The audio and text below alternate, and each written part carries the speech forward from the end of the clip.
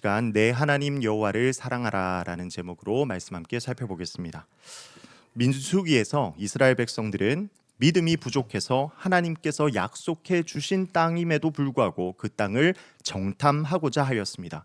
그리고 또 그 땅을 정탐한 후에 자신들은 이 땅을 정복할 수 없으니 다시 애굽으로 돌아가자라는 망령된 말을 행하게 됩니다. 이 믿음의 없음의 결과로 이스라엘은 하나님께 벌을 받아서 40년 동안 광야에서 지내게 됩니다. 40년간 광야에서 고생하며 살아가는 것 그 자체도 이스라엘에게는 큰 위기이긴 하지만 40년이라는 긴 시간은 이스라엘의 정체성 자체를 흔들 수 있는 시간입니다. 왜냐하면 40년 동안 출애굽을 직접 경험했던 1세대들은 여호수아와 갈렙 두 사람을 제외하고는 모두 죽었기 때문입니다. 그러면 뭐가 문제가 되죠? 출애굽의 역사를 직접 본 사람이 없게 됩니다. 하나님과 맺은 언약과 또 하나님께서 명하신 율법을 아는 자들이 모두 사라지게 되는 거죠. 율법이 뭡니까? 하나님의 백성이 하나님의 뜻대로 살아갈 수 있도록 알려주신 지침입니다. 율법 안에서 이스라엘 백성들이 바르게 살아갈 때에 이들의 정체성, 즉 하나님의 백성이라는 그 정체성을 지킬 수가 있는 것이죠. 그래서 창세기에서부터 민수기까지의 율법을 출애굽 2세대들에게 가르쳐야 할 필요가 있었습니다. 신명기라는 이 책은 모세가 출애굽 2세대들에게 율법을 압축한 형태로 가르쳐주는 책입니다. 모세의 마지막 유언과도 같은 이 설교를 기록한 책이 바로 이 신명기인 거죠. 자, 그러한 배경 속에서 신명기 전체를 관통하는 핵심 말씀이 바로 오늘 본문이라고 할 수 있겠습니다. 과연 모세가 어떤 이야기를 하는지 우리 한 구절씩 살펴보며 오늘 본문을 따라가 보겠습니다. 먼저 모세는 1절에서 지금부터 말하는 것이 하나님께서 너희에게 가르치라고 명하신 율법임을 선포합니다. 자신이 자신의 생각대로 임의로 말하는 것이 아니라 이스라엘의 주인 되신 하나님의 명령에 따른 것임을 명확히 하고 있죠. 그러니 지금부터 하는 이 말씀은 그 권위가 온전히 하나님께 있는 것임을 정확히 말해주고 있습니다. 자, 그리고 2절에서는 율법을 가르치고 선포하는 목적에 대해서 이야기하고 있는데 우리 2절 말씀은 함께 읽겠습니다. 시작. 곧 너와 내 아들과 내 손자들이 평생에 내 하나님 여호와를 경외하며 내가 너희에게 명한 그 모든 규례와 명령을 지키게 하기 위한 것이며 또 내 나를 장구하게 하기 위한 것이라. 아멘. 자, 여기서 율법을 선포하는 세 가지 목적을 찾아볼 수 있습니다. 첫 번째는 주의 백성으로 하여금, 특별히 그 자손들이죠. 이제 출애굽 2세대니까 그 백성들로 하여금 하나님을 경외하도록 하는 것입니다. 경외하다라는 것의 사전적 의미는 공경하면서 두려워하다입니다. 경외한다는 것은 공경만 있어서도 안 되고 두려워하는 것만으로 끝나서도 안 됩니다. 경외한다는 것은 하나님을 공경함과 동시에 하나님을 두려워하는 마음과 태도가 있어야 하는 것이죠. 자, 그렇다면 율법을 통해서 어떻게 하나님을 경외할 수 있는가? 율법은 하나님의 영광과 성품을 그대로 반영하고 있습니다. 그래서 하나님의 백성이라고 하지만, 그렇게 할례받은 백성이라고 하지만 그 말씀을 행동으로 옮기는 것이 결코 쉽지 않죠. 사실 그 부분은 우리도 너무나 잘 알고 있습니다. 하나님의 뜻대로 하나님의 말씀대로 살아가고 싶지만 아무리 몸부림쳐도 100% 그 뜻대로 살 수 없는 우리 자신을 보면서 정말 스스로 많이 정죄당하기도 하고 쓰러지는 모습에 나약해지기도 합니다. 그러므로 하나님의 말씀을, 이 율법을 알아갈수록 고결한 삶을 요구하시는 하나님의 거룩하심을 더욱더 알고 깨닫게 되는 거죠. 그래서 하나님을 공경하게 됩니다. 그리고 또한 그 기준대로 살지 못했을 때 하나님께서 주시는 벌을 생각하면 율법을 주신 하나님을 두려워하게 되는 거죠. 그래서 율법을 통해 하나님의 거룩하심 속에 경외하게 되고 하나님께서 주시는 벌 속에서 하나님을 두려워하게 되어서 그러한 경외하는 마음이 완성되어지는 겁니다. 자, 두 번째 목적은 뭡니까? 이스라엘 백성으로 하여금 모든 규례와 명령을 지키게 하기 위한 것입니다. 율법은 듣고 즐기거나 묵상만 하라고 주어진 것이 결코 아닙니다. 율법은 삶의 지침이요, 세상을 바라보는 관점이며 세상을 판단하는 기준입니다. 그러므로 율법을 듣는다는 것은 그 율법의 기준에 따라 살아가야 할 책임이 동반됩니다. 그러나 이 부분에만 초점이 맞춰지다 보니 율법이 너무 무거운 것 혹은 율법은 너무 무서운 것으로 인식될 수 있습니다. 그러나 하나님께서 율법을 주신 이유, 목적은 그 이상의 의미가 있는 것을 우리는 또한 발견할 수 있습니다. 세 번째 뭡니까? 내 나를 장구하기 위한 것이다. 근데 이것에 대해서는 3절에서 조금 더 추가적으로 설명을 해주는 것을 보여줍니다. 3절 말씀 제가 읽겠습니다. 이스라엘아, 듣고 삼가 그것을 행하라. 그리하면 내가 복을 받고 내 조상들의 하나님 여호와께서 내게 허락하신 같이 젖과 꿀이 흐르는 땅에서 내가 크게 번성하리라. 이렇게 되어 있죠. 무엇을 위함이다? 복을 받고 젖과 꿀이 흐르는 땅에서 크게 번성하게 하시기 위해서 하나님은 율법을 주셨다는 겁니다.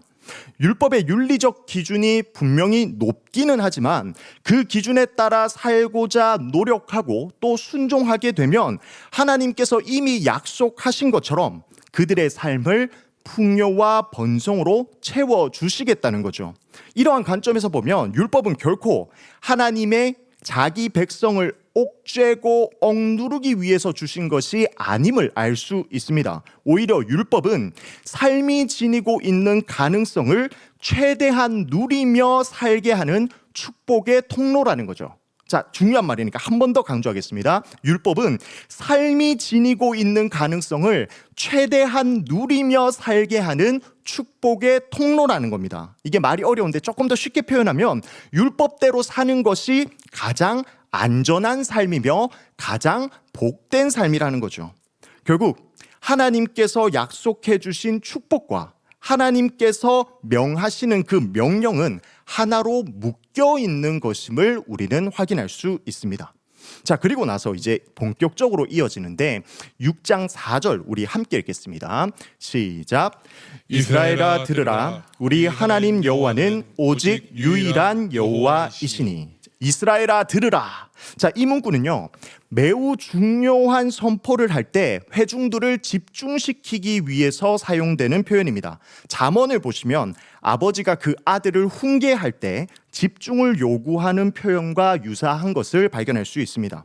또한 이 표현은 이스라엘이 하나님의 말씀을 듣게 하기 위해서 부르심을 받은 민족이라는 점을 지속적으로 기억시키는 표현입니다. 이스라엘, 너는 들어야 한다는 거죠. 무엇을요? 하나님의 말씀을. 그것을 위해서 너희는 언약을 맺게 되었다라는 겁니다. 들으라, 이렇게 선포한 후에 무슨 이야기를 합니까? 우리 하나님 여호와는 오직 유일한 여호와이시다. 오직 하나님만이 이 세상을 창조하시고 여전히 다스리고 계시는 유일한 하나님, 유일한 신이라는 겁니다. 지금 사실 우리에게는 이 유일신의 개념이 너무나 익숙합니다. 그러나 당시 사람들의 시선으로 봐야 합니다. 당시 사람들에게는 모든 것이 다 신들이 배어 있는 영역으로 보았습니다. 태양도 신이고 강도 신이고 산에도 신이 있고 풍요로움도 다 신이 주관하고 다산 또한 어떠한 신에게 달려 있다는 거죠. 오히려 신이 아닌 것이 없을 정도로 많은 신이 있다고 생각했던 그러한 사고를 가지고 있었던 사람들이었습니다.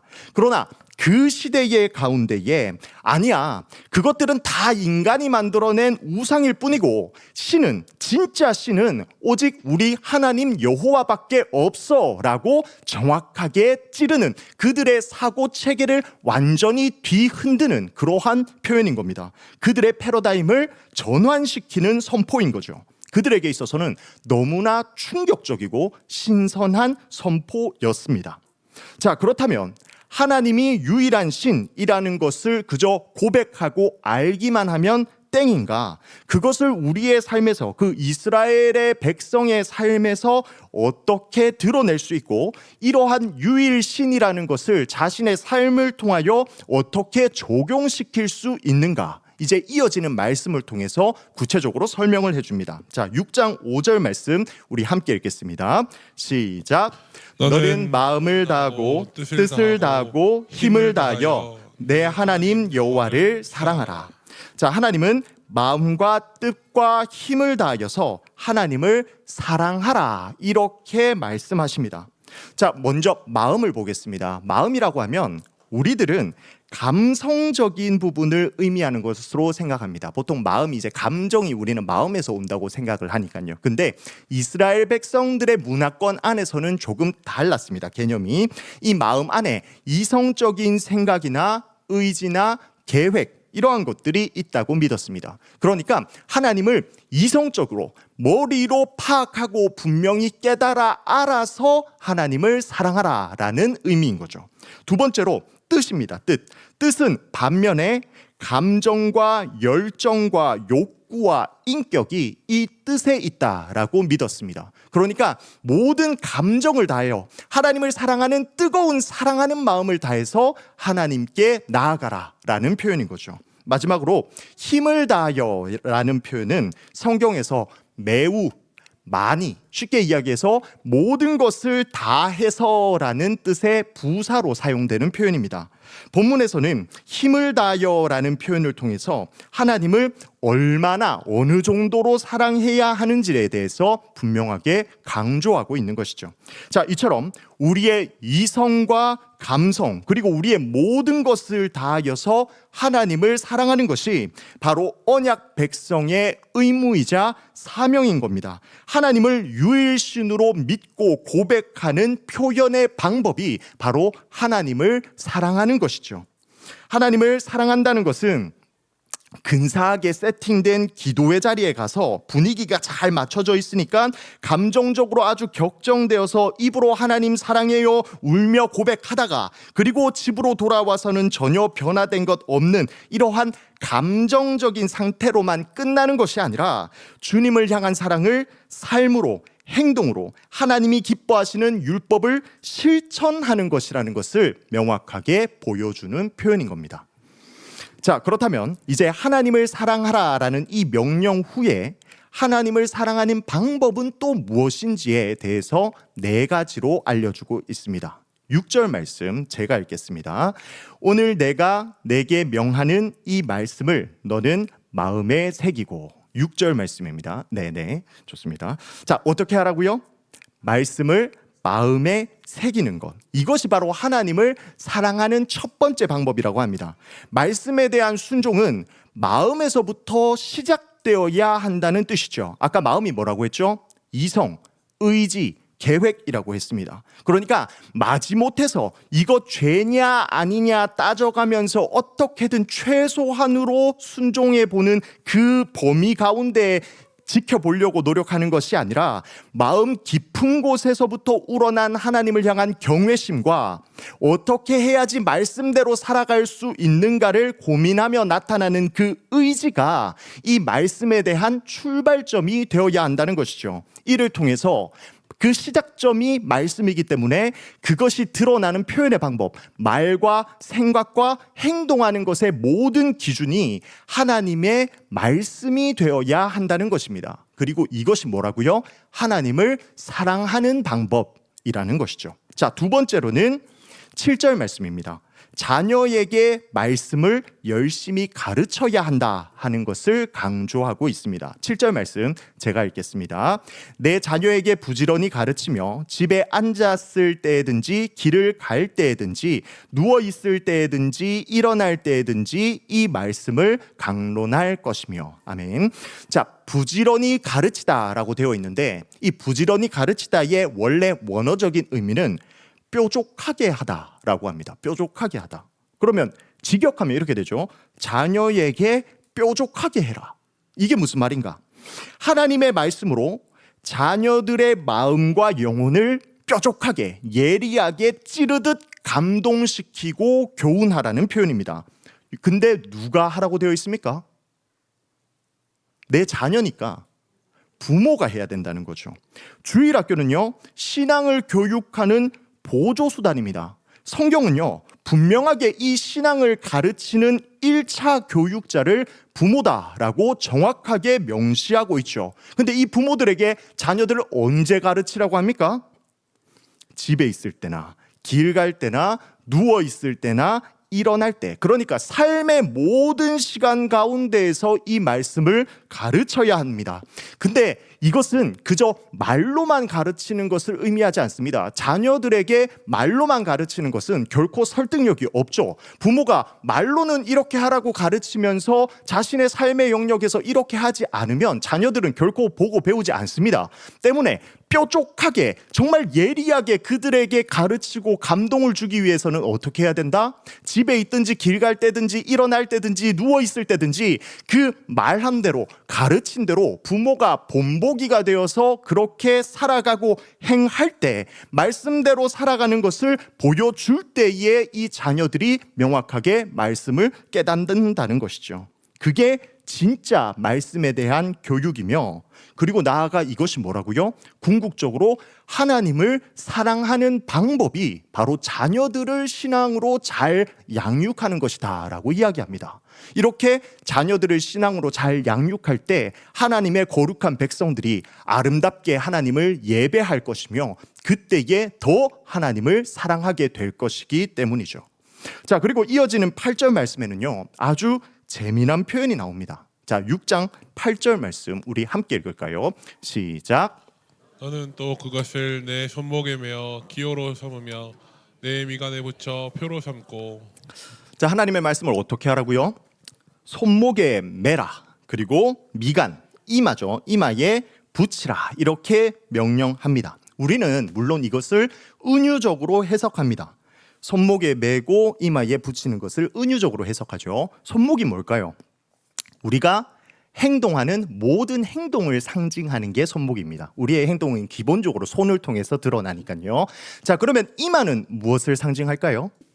생각이죠. 맞습니다. 우리가 하는 모든 사고와 생각을 상징하는 것이 미간입니다. 그래서 하나님의 백성이라고 한다면 모든 행동과 생각이 온전히 하나님의 말씀의 지배를 받아야 한다라는 것을 의미하는 게 바로 이 말씀입니다. 그런데 재미있는 것은 유대인들이 이 말씀을 문자 그대로 해석을 합니다. 문자 그대로. 그러면 어떤 형태가 드러날까요? 어떤 형태로 나올까? 말씀을 손목에 메고 붙여야 하니까요. 자, 테필린 사진 한번 보여주시겠어요? 이렇게 지금 가죽끈으로 매서 손목으로부터 메어가지고 올라오고요. 그 다음 이마에 보면 작은 상자 있죠. 요게 테필린입니다. 이 상자 안에 하나님의 말씀이 적힌 구절이 기록되어 있어요. 그래서 이 종이를 담아서 이마와 팔에 달고 다녔습니다.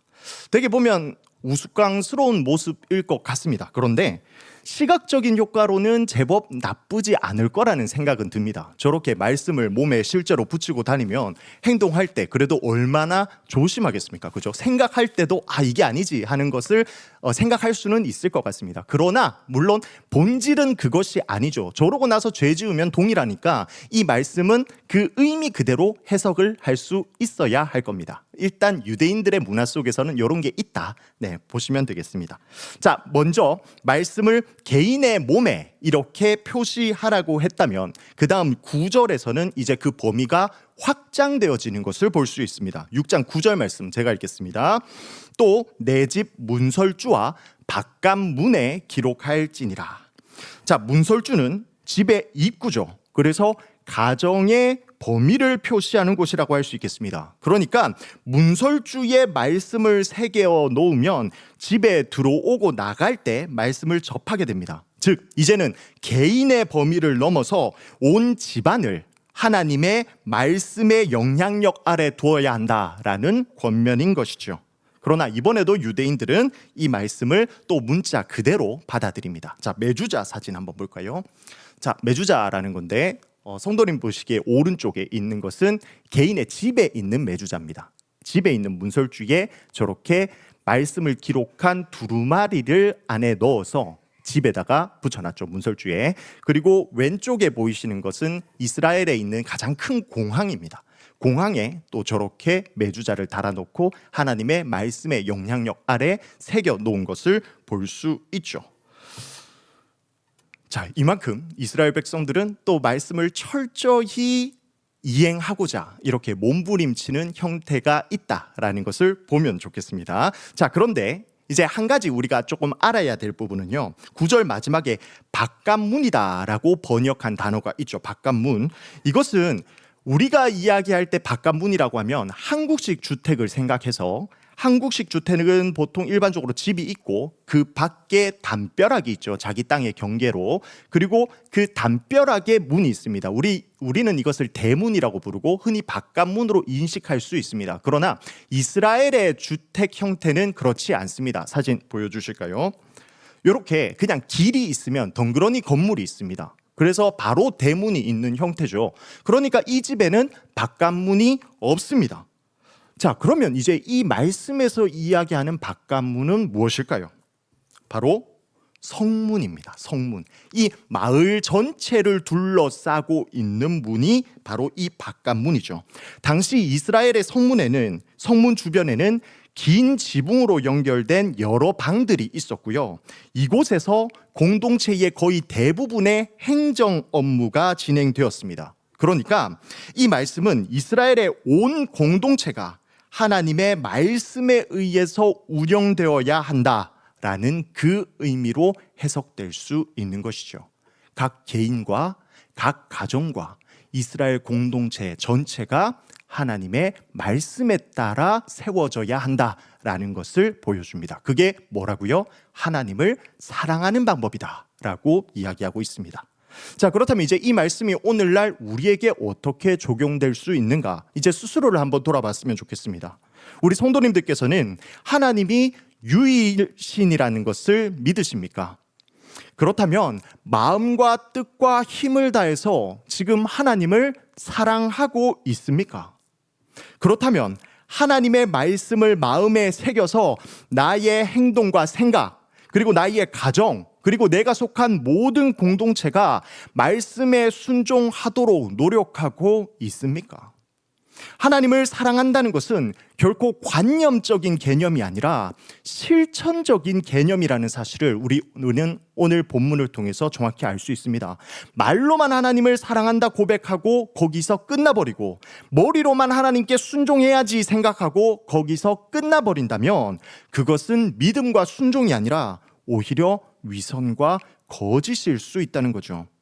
우리 수요 예배에 나오시는 성도님들 정말 멋있습니다. 제가 자주 이렇게 이야기하지만 정말로 대단하십니다. 말씀을 사모하여서 말씀을 듣고자 지금 쉴 수 있는 시간을 포기하면서 하나님께 예배드리는 이 모습 정말로 귀합니다. 그러나 여러분들의 이 모습이 각자의 삶에서도 이어지고 있는지를 스스로 잘 점검하셔야 합니다. 혹 예배와 삶이 완전히 구분되어서 예배 시간에는 거룩한 모습으로 있는데 삶에서는 이 예배에서 받은 은혜의 영향력이 과연 얼마나 차지하고 있는지를 살펴보아야 한다는 거죠. 모든 선택의 순간에 하나님의 말씀은 전혀 고려되지 않고 나 자신만이 선택의 기준이 되어 있지는 않은지 점검하셔야 된다는 겁니다. 오늘 본문은 분명하게 말해주고 있습니다. 하나님을 유일한 하나님으로 고백한다면 네 모든 것을 다해서 하나님을 사랑하라. 그게 어떻게 하는 것이다? 하나님의 말씀을 마음에 새기고 늘 묵상하며 너의 행동과 생각이 하나님의 말씀의 지배를 받도록 하는 것이다. 구원의 문제는 분명히 믿음입니다. 예수님을 믿는 믿음에서 구원은 끝납니다. 우리는 믿음으로써 이미 구원은 얻은 것입니다. 그러나 하나님을 사랑하는 것은 그에 합당한 삶을 살아냄으로써 증명할 수 있다는 것을 우리는 반드시 기억해야 합니다. 입술로만 하나님 사랑한다고 고백하는 것으로 그치지 않고 말씀을 마음 가운데에 잘 새겨서 삶으로 하나님께 영광 돌리게 되는 우리 대구동성의 모든 성도님들 되시길 간절히 소망합니다. 아멘. 기도하겠습니다. 하나님